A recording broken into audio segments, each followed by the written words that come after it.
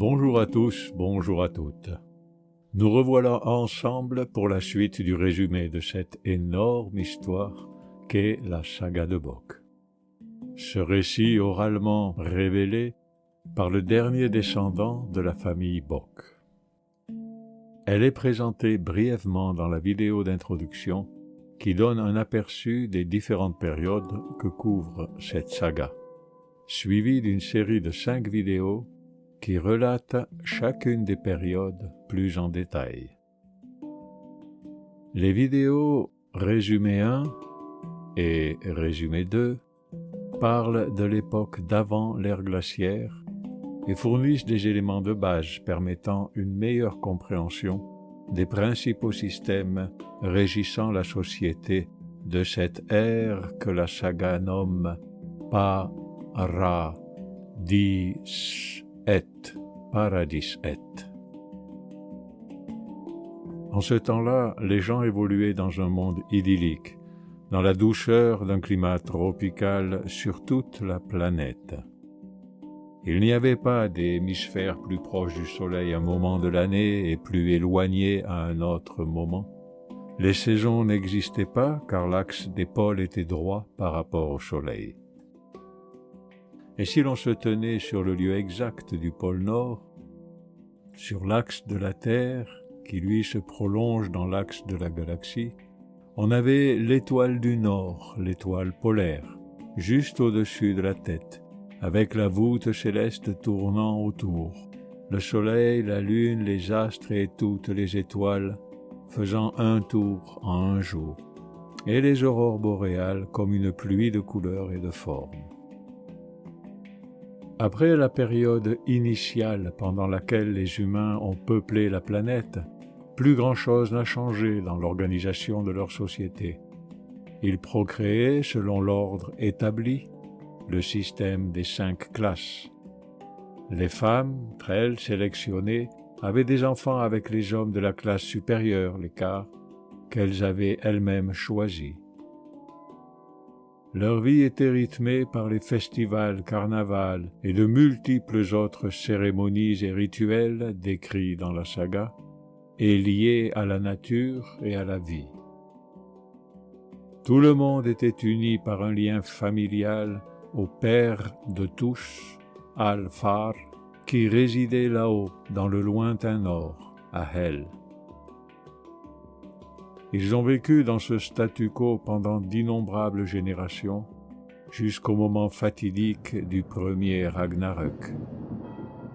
Mais écoutons ce qu'il se disait en octobre 1991.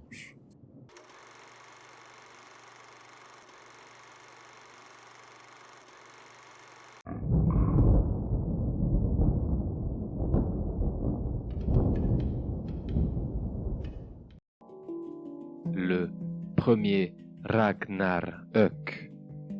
Ra, le roi et la race qu'il crée de race est pourrie. Gna de Gnaga, ou en anglais Gno, qui signifie en quelque sorte rongé, et Ök ou Öken qui est le désert. Ragnarök a à voir avec la destruction des Aser, l'élimination, l'effacement des liens, l'annihilation de savoir et la révolution du système de Ra. Un désert qui ronge la race, création de Ra, pourrait être une traduction libre de Ragnarök. Et les Aser savent que 3 Ragnarök vont avoir lieu dans leur histoire future.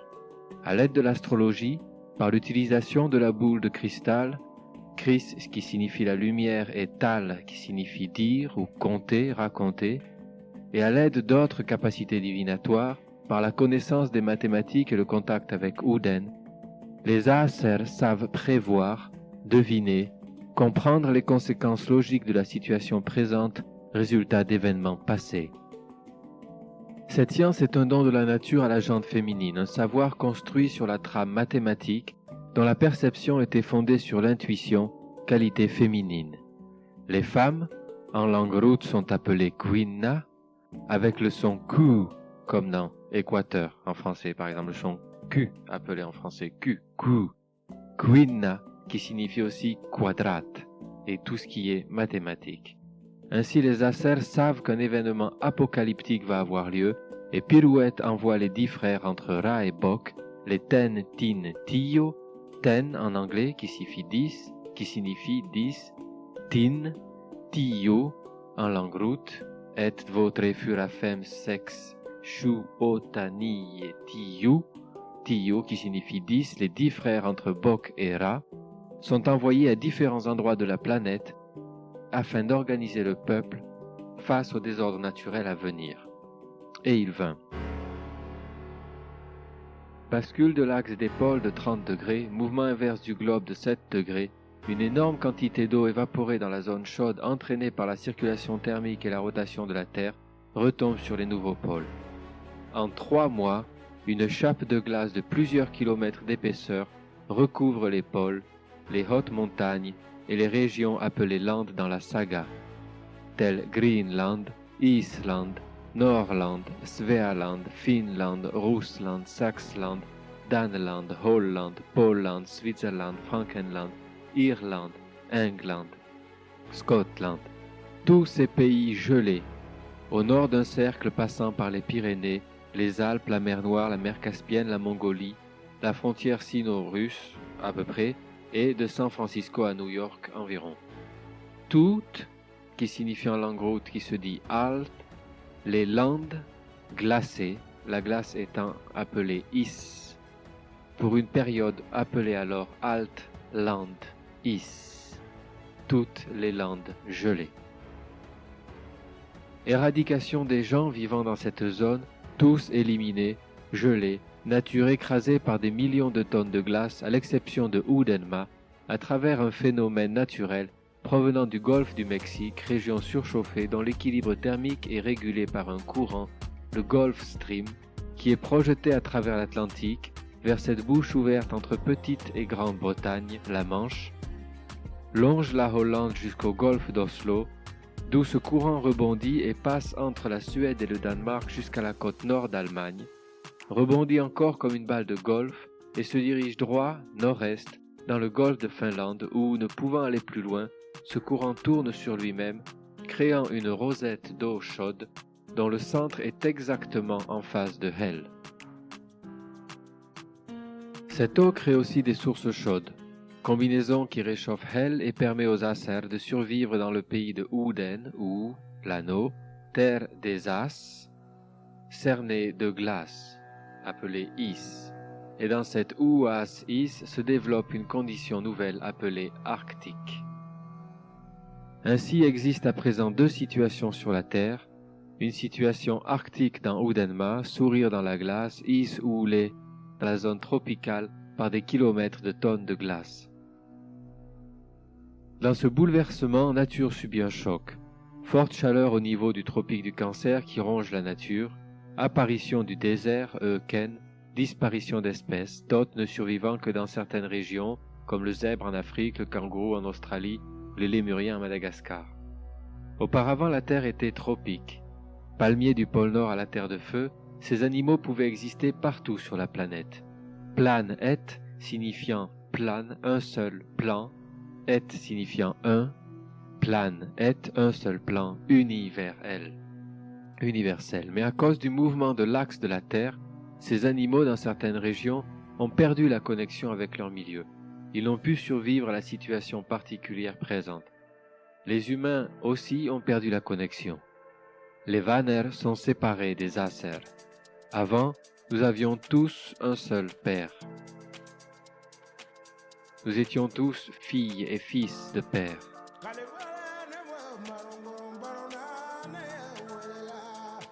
À présent, les 10 frères, Tentintio, répartis sur la zone tropicale, créent 10 lignées différentes, 10 races, toutes basées sur le même système avec une différence principale.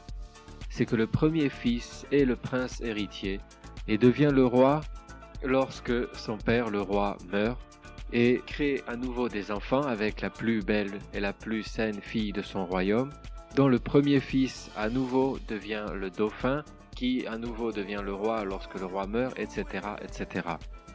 Ils ne développent ainsi pas ce système Aser de 12, car ils n'ont à peupler que la région qui leur a été assignée originellement, le groupe de circonpays dont ils créent les habitants.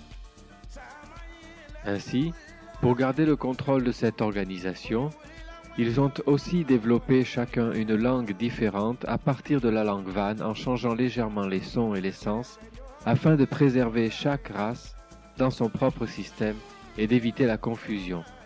Ainsi, si vous appartenez au système royal de Hindistan et que vous allez jusqu'au système Peking, ne parlant pas exactement la même langue, on vous attrape et on vous renvoie dans votre système en vous demandant de rester dans votre milieu avec votre famille créée par votre propre roi. 10 royaumes, 10 races, 10 langages, tous construits sur la langue Van, basés sur un système décimal. Il est ainsi possible de voir quelle langue est liée à la langue Root, qui est basée sur un système de 12, et laquelle est issue du langage Van, basé sur un système de 10. Ainsi, en finnois, la langue Van, on compte 7, 8, 9, 10, 11, 12, Seitseman, Kahdeksan, Uhdeksan, Kymmenen, qui signifie 10, et après 10, on compte Yksitoista, Kaksitoista, Kolmetoista, Toista, Toista, Toista après 10, donc un changement à la dizaine, appelé Tiutal. De même, en hindi, on compte ainsi Sat, At, No, Das, Giara, Bara, Tera, Ra après Das, qui signifie 10. En français, 7, 8, 9, 10, 11, 12, 13, ze, en langue française. En thaïlandais, Jet, Pet, Kao, Sip, Sip, Et, Sip, Song, Sip, Sam, Sip, Sip, Sip à partir de 10, Sip. Et ainsi de suite en chinois avec Sap, Sap, Sap, en espagnol avec ce, en japonais, en philippin, en arabe, etc. pour tout langage issu du Van. Changement après 10. Alors qu'en langue Root, on compte ainsi.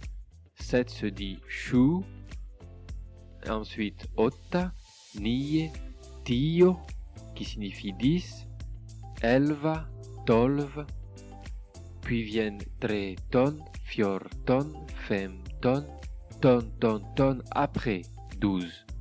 De même en anglais, 7, 8, 9, 10, 11, 12, 13, 14, 15, tin après 12. Ainsi de suite en norvégien, en hollandais, en danois, en allemand, et pour toutes les langues apparentées à la langue Root. Mais actuellement, les Acers sont dans leur trou, dans la glace, tandis que les 10 royaumes s'étendent sur la ceinture tropicale, 10 familles issues des 10 frères. Le premier des frères est Pi King. Pi, le cercle, et le soleil Soul, et Pi King est le premier des fils, qui devient comme Bok, reproducteur, représentant le soleil, et comme Ra, créateur de la race. Il est le roi soleil de la région nommée Ki-Na, Ki signifiant la clé, du savoir, N, Nurchernan, des Aser, A, Ki-Na, et de son sperme vient un peuple appelé chinois, Kin-Es. Le deuxième est Ra-Soul, Ra et Soul, et ce roi soleil vit en Crète ouest, d'où il dirige une région comprise entre les Alpes et Pyrénées au nord, l'équateur au sud, l'océan Atlantique à l'ouest et le 25e degré de longitude est d'aujourd'hui, qui est en ce temps-là le méridien 0. Cette méridienne coupe l'île de Crète, remonte jusqu'au pôle, Valhalla sur Udenö, partage Hel en est et ouest Udenma, et fait ainsi le tour du globe par l'actuel pôle nord, traverse Hawaï, passe par le pôle sud, sépare l'Afrique, Égypte à l'est, Libye à l'ouest, coupe la Crète, Kanya à l'ouest, Scythia à l'est. À l'est de cette ligne, du côté Scythia, règne Sultan, sur un territoire comprenant Turquie, Moyen-Orient, Mésopotamie, Arabie, Égypte jusqu'à l'équateur. Les 10 royaumes basent leur information sur le système originel de Udenma, avec bien sûr des noms différents pour les figures mythologiques et des histoires fonction de leur situation. À Udenma, on parle de Per et de Bok, ou de Ukko et Lemminkainen. En Crète, les figures mythologiques sont à l'ouest Jupiter, Bocchus, et à l'est Zeus, Pan, avec évidemment le reste du panthéon. En Afrique, sous l'équateur, est le royaume de Soul-i-Man. Entre le royaume de Sultan et celui de Peking est Hindistan. Hin, en, di, stan, comme Helstan ou Tunastan. Asie du Sud-Est, peuplée par la race issue de Nar Ka-Sul, Nar fils de Disa, information de Ra, Kas, un roc d'où l'on dit tel, l'information et devient un castel, et Sul, à nouveau le soleil. Nar Ka-Sul règne à Puskar, Pu qui signifie l'arbre, ici le chêne, symbole de l'arbre généalogique de la famille, que l'on crée en divisant son sperme, Skara, Shera, Puskar. Puskar est cette ville du Rajasthan où Narkasul a son palais, d'où il crée son système de reproduction. Avec la Miss Beauté et Santé du royaume qui devient la Svan, il crée sa descendance. Leur premier fils est le prince héritier qui deviendra le nouveau Narkasul dans le futur. Avec les autres plus belles femmes, deuxième, troisième, etc., naissent les Maharadhya. Maharadia.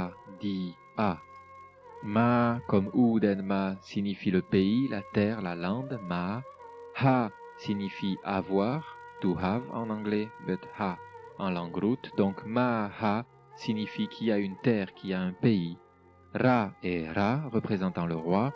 Di signifie boire et A représente père.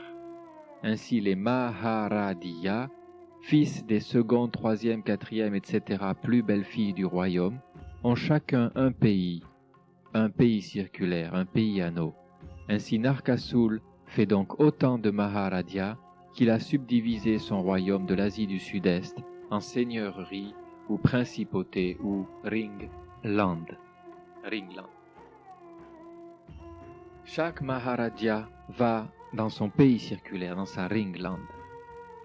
Et avec les plus belles femmes Radhya de son territoire, le Maharadhya crée la classe des Radhya, qui sont comme les Jarls de ce système, et gèrent chacun une partie du pays de leur père Maharadhya, un groupe de villages. Le Radhya, avec les femmes Kar de son comté, fait les enfants de la classe Kar, d'où les hommes sont sélectionnés, les plus grands, les plus forts, choisis par les femmes Gati, l'équivalent des Trails, au cours de Festival, pour recréer la classe des Gati. Les hommes Gati ne font pas d'enfants. Ainsi les Gati sont les enfants des Kar, tout Kar est enfant d'un Radhya, les Radhya sont les enfants des Maharadhya, fils de Narkasul. De même, chacun des 10 royaumes par un système semblable est une famille répartie en 5 classes liées par un système d'information similaire à celui d'avant le premier Ragnarök. Dans le système d'Asie du Sud-Est, Narkasul est Rama, le roi, sur la terre. Il a un ami Tour appelé Luxman. Rama et Luxman sont ensemble avec Sita, Ta, celle qui prend, Ta, la graine, Sit de Rama, et son ami Tour, Sarasvati, Sa qui signifie recevoir, obtenir, Ra et Ra, S sous le soleil, et Vati, Vaten, l'eau, le liquide, de I, Sarasvati. Rama, Luxman, Sita et Sarasvati sont le modèle pour le peuple de cette trinité Sampu, Ainu, Tour. Tout homme prend exemple sur Rama et toute femme veut être Sita, vivant ensemble avec leur tour. Ainsi se déroule la vie sous les tropiques.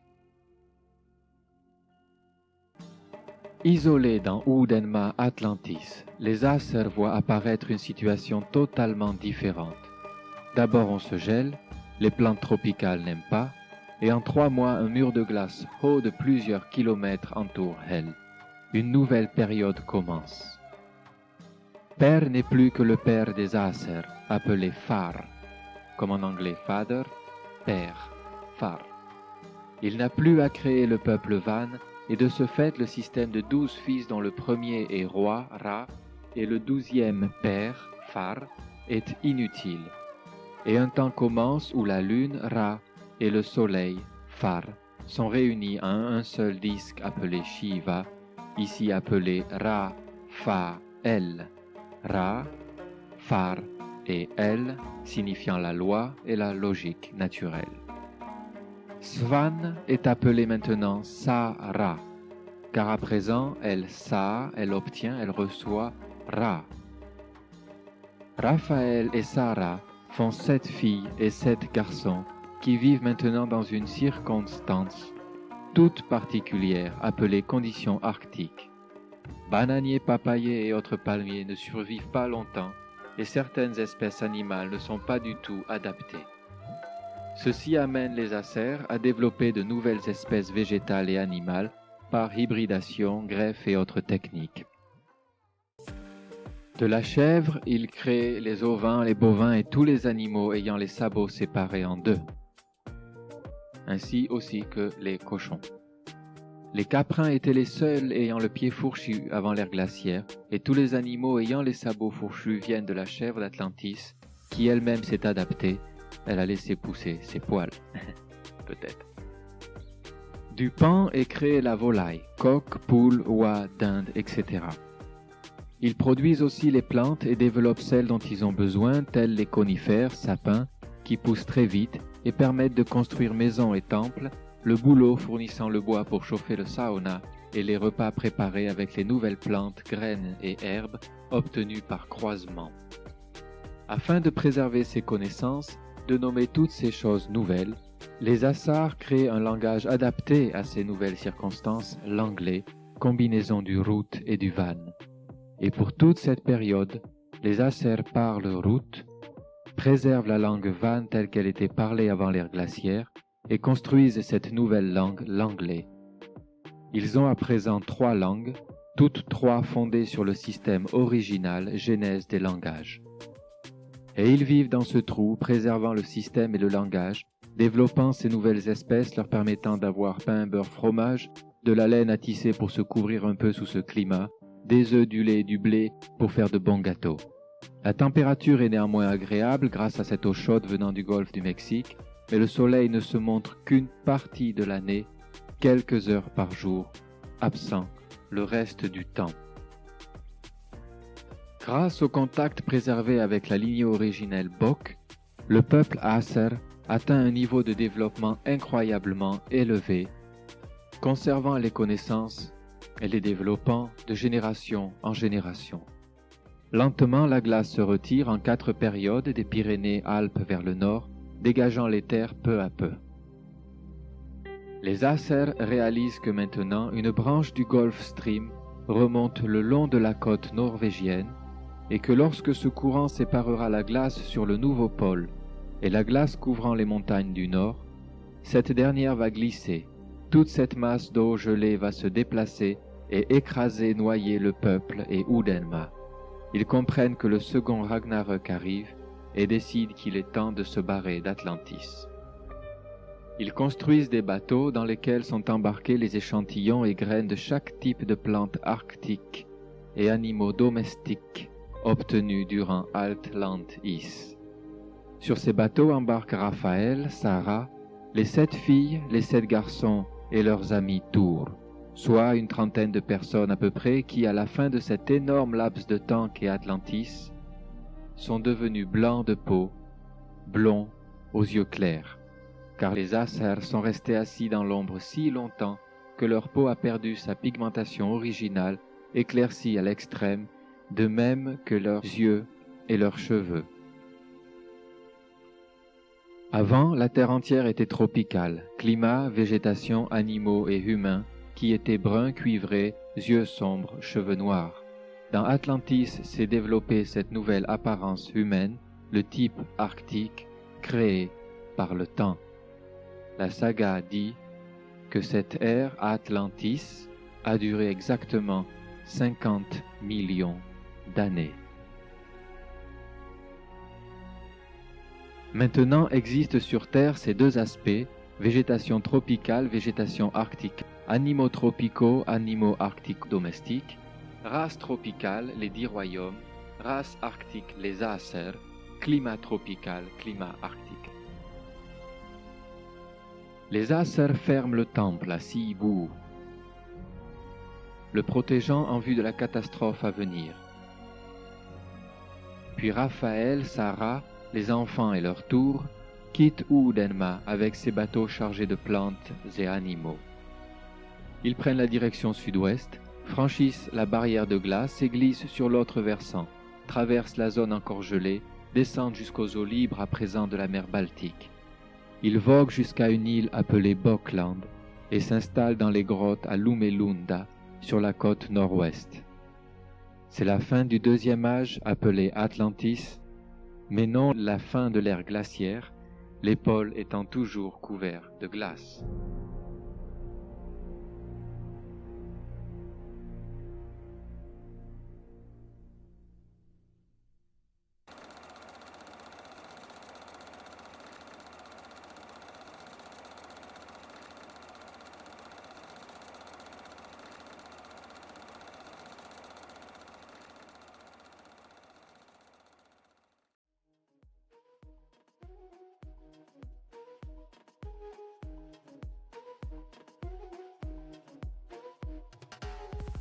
Ici, une petite digression sur le son Ku. Le son Ku est représenté dans l'Alfarnashbeten par la marque qui correspond à la lettre Q en français et qui représente toute mathématique et vient après le son U, Uden, le cercle, et P, Pole, le pôle. Le symbole Q est issu d'une construction tridimensionnelle à partir d'un cercle ou tracé sur le sol, courbe fermée délimitant une surface plane, le disque, au milieu duquel est dressé un mât, un totem, un I symbolisant le pôle P, ligne droite perpendiculaire au plan du disque, avec lequel elle n'a qu'un seul point commun, équidistant des points du cercle, le centre. En dressant sur la circonférence des droites parallèles au pôle, on obtient un volume cylindrique. En ramenant ces droites périphériques à une intersection commune sur le pôle, voici une conique. En faisant jouer librement le disque autour du point central fixé dans l'espace par la droite, le cercle balaie l'ensemble des points délimitant l'aire d'une boule, la sphère. Et, lorsque le soleil éclaire le tableau, c'est bien plus beau, car il crée un rayon, une ombre, qui se déplace avec le temps et dont on peut tracer la position régulièrement. Le jour de 24 heures est deux moitiés, deux faces, le jour et la nuit, qui partagent la Terre constamment.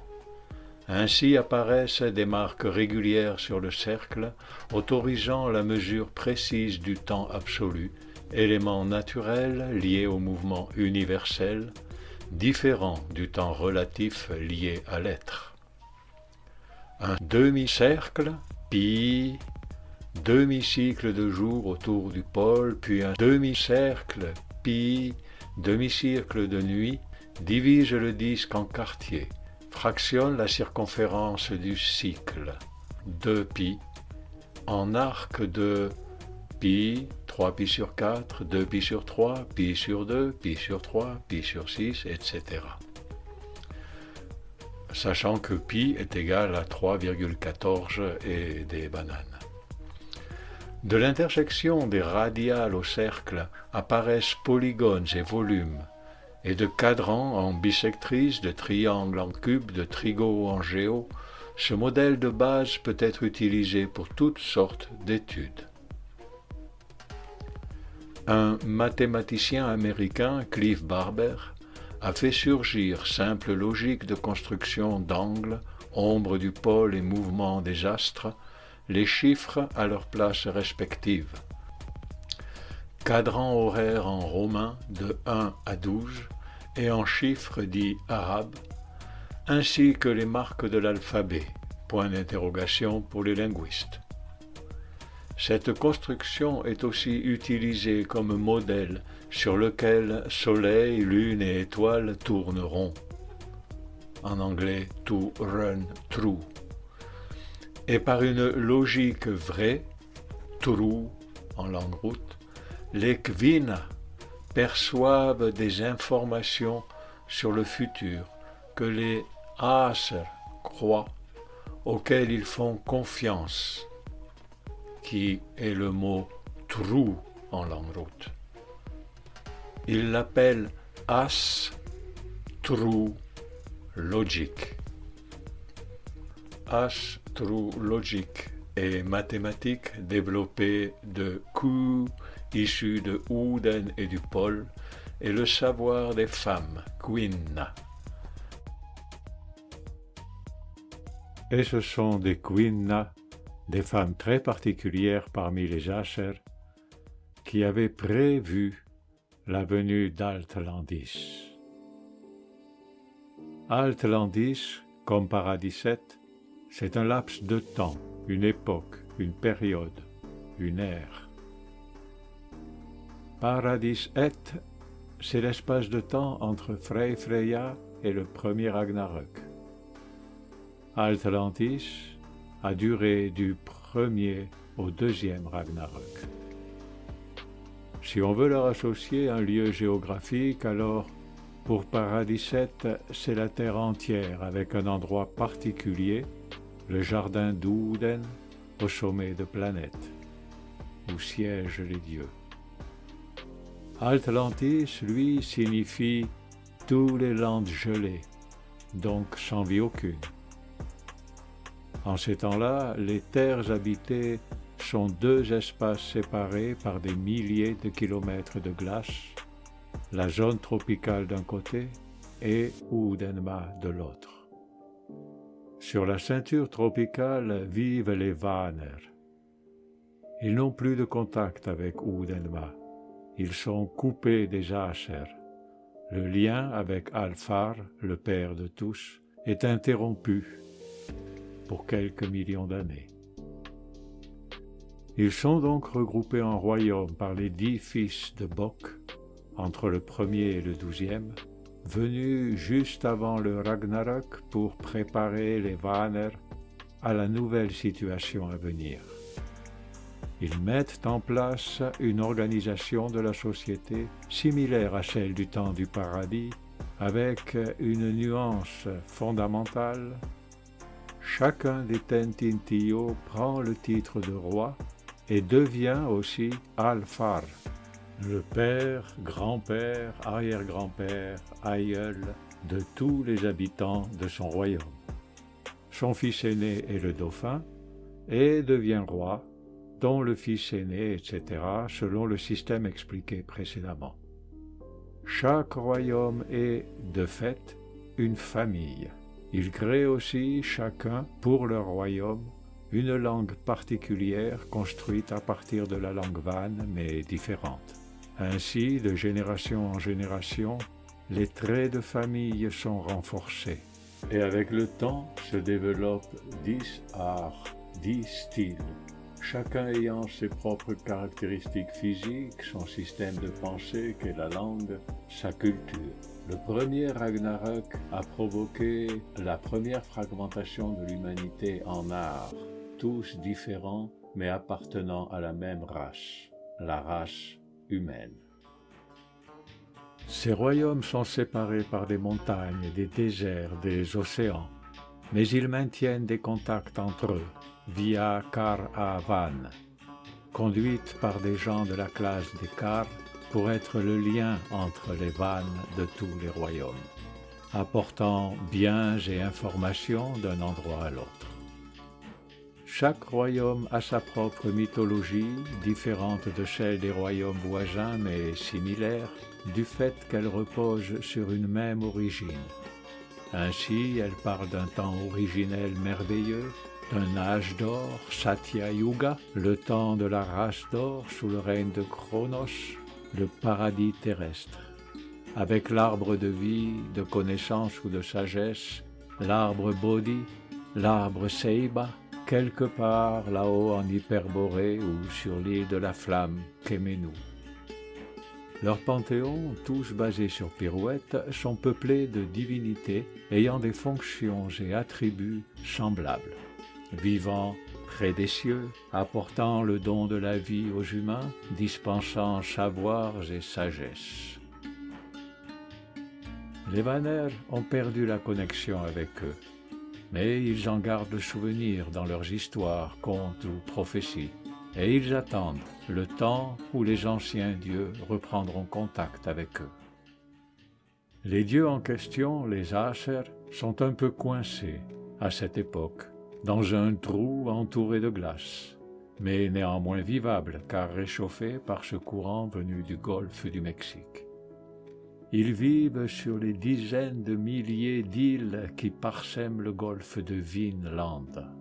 Et c'est là, à ce moment-là, dans cet archipel, au début d'Atlantis, que ces gens doivent s'adapter à cette nouvelle situation de planète suite à cet événement cataclysmique qui, en 3 mois, a provoqué le basculement de l'axe des pôles. Autour des nouveaux pôles, l'air s'est mué en glace. Pouf! Et seul un courant chaud a préservé les Acers d'une disparition certaine. À présent, pendant la moitié de l'année, il fait clair pour eux, l'autre moitié reste sombre et gelée. Dans ce climat dit arctique, le nouvelle atmosphère ne permet plus une vie aussi facile qu'avant. Bananes, papayes et noix de coco n'en réchappent pas. Pour survivre dans ce climat, il faut des maisons, des vêtements, de la nourriture, et il leur faut pourvoir à ces besoins. Ils font donc face à ces nouvelles conditions climatiques en développant une culture originale, se reposant sur la verdure, les prés et prairies, les champs, Eng en langue route, et ils l'appellent Engriculture, agriculture. Ils apprennent à travailler la terre et créent les outils nécessaires pour cela. Fertiliser, semer, irriguer, protéger leurs plantations, récolter, moissonner, soigner leurs animaux occupent une bonne partie de la saison lumineuse. Ils inventent des ustensiles pour faire des vêtements à partir de peaux d'animaux et de fibres végétales. Ils conçoivent des outils pour travailler le bois et construire maisons, étables et granges, fabriquent des bateaux et le matériel pour la pêche. Ils passent le printemps et l'été à travailler la terre, pêcher, construire. À l'automne, toute la production est rentrée à l'abri, suffisante pour l'hiver à venir, qu'ils passent quasiment tout le temps à l'intérieur, ne sortant pas se promener à -40 dans la nuit. Ils installent métiers à tisser et rouer, décorent leur linge de magnifiques broderies, sortent les jeux de société, jeux de plateau, tels échecs, backgammon, cartes et autres dés. Ils élaborent de nouvelles technologies, mettent en place des stratégies qui leur permettront d'améliorer leur situation pour la prochaine saison. En bref, les capacités organisationnelles et les talents de ces païens sont mis à rude épreuve, et leur vie en dépend. Après avoir vécu dans un environnement paradisiaque, sans besoin, sans vêtements et sans soucis, les voilà forcés de développer des compétences qui leur donnent la capacité de modifier la nature autour d'eux afin d'exister. Ils créent des plantes adaptées aux saisons pour se nourrir, telles le blé, l'avoine, l'orge et le seigle. Ils ont aussi 4 productions spécifiques: boulangerie, brasserie, distillerie et boucherie. Et avant, ils ne consommaient pas ces produits-là. Leur alimentation était, comme on l'a vu, simple. Ils se nourrissaient de sperme et de sève, le mahla, d'amour et d'air pur, Ra. Au temps du paradis, les gens respectaient toute forme de vie et n'attentaient à aucune. Ils n'avaient pas même l'idée de manger un animal mort, ni grillé, ni frit, ni même rôti. Maintenant, ils ont 3 sortes de pain: la viande de leurs animaux domestiques, de la bière, ainsi qu'un nouveau type d'eau de vie qu'ils appellent Branvin, eau de feu. Pour se loger, administrer et officier, ils créent des constructions, des bâtiments, un style architectural. Pour se détendre et partager l'information, ils pratiquent circus, théâtre et autres genres de représentations. Et, bien sûr, ils perpétuent leur culte, cérémonies et rites païens, ainsi que les traditions issues de leurs ancêtres. Certains de leurs usages sont cependant modifiés, voire mis en pause. Car ce bouleversement, ce Ragnarök, induit aussi une réorganisation des anciens systèmes. Ainsi, la classe Pirouette s'amenuise. Balder et Svan ne font plus que 7 filles et 7 garçons. La première fille, à 27 ans, reçoit le titre de Mai, c'est la reine. Le premier fils, à 27 ans, reçoit le titre de Ers, le roi. Et le 7e fils, à 27 ans, devient le nouveau Balder, qui avec la nouvelle Svan recrée la classe Pirouette de 7 et 7. L'ancien Balder reçoit le titre de Raphaël et l'ancienne Svan devient Sarah. Comme les Acers sont séparés des Vanir, Raphaël n'a plus à peupler la planète entière. La classe Rouge-Et est réduite à peau de chagrin car il crée des Jarls, des Karls et des Trails uniquement pour Udenma. Pour la même raison, n'ayant plus de contact avec les Vanir, ne recevant plus de marques d'hommage sous forme d'esthétique de la part du peuple Van, l'usage du temple de Kupeli-Vuori et de son entrepôt est fortement restreint. Et dans ce petit pays isolé de tout, dans un climat rude et exigeant, se déploie une civilisation qui atteint des niveaux très élevés de savoir, de connaissances et d'avancées techniques, tout en reproduisant fidèlement leurs us et coutumes de génération en génération, pendant 50 millions d'années. Bom. We get baggery, bruggery, brennery, and slachtery. Baggery, where we make the bread. Bruggery, where we make the beer. Brennery, where we get the brandewine. And the slachtery, where we was actually eating meat. So now nature creates something in one new creation called later on the Arctical people with Arctical plants, who are different from the tropical people with the tropical plants in the autumn period.